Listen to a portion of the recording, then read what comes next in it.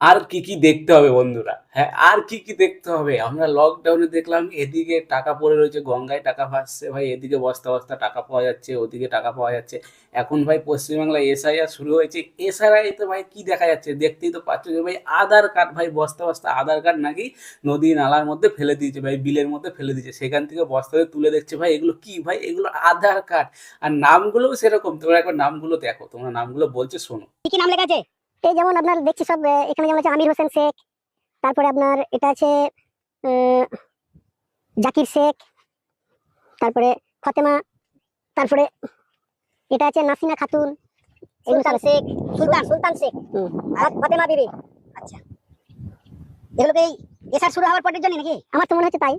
ভাই আর কি বলবো ভাই, আরো ভিডিও আছে আমার কাছে, সেগুলোও বানাবো, দাঁড়াও ভাই। বাসে করে ভাই বাংলাদেশে ছেড়ে দিয়ে আসছে, বাংলাদেশের বিএসএফ রা এসে বর্ডার থেকে নিয়ে যাচ্ছে এদেরকে। ভাই মানে মানে কি বলবো, পশ্চিমবাংলাটা মানে মুসলিম মানে বাংলাদেশে অর্ধেক পশ্চিমবাংলা চলে আসছে ভাই, বস্তা বস্তা আধার কার্ড, মানে বুঝতে পারো। এই ভিডিওটাই বলছে, শুনতে হলো 3টে বস্তা পাওয়া যায়, 3 বস্তায় মানে কত আধার কার্ড ধরে ভাবো একবার। ভাই এরা ভাই পশ্চিমবাংলাটাকে ভাই মিনি পাকিস্তান প্ল্যান করে মনে হয় এরা আসছিল, মিনি পাকিস্তান বানাবে। অলরেডি অর্ধেক হয়ে গেছে, পুরোপুরি বানানোর প্ল্যান করে আসছিল। ভাগ্যিস এসআইআরটা চালু হলো, তার জন্য এত কিছু ধরা পড়ছে ভাই। থ্যাংক ইউ ভাই, এসআইআর হচ্ছে বলে।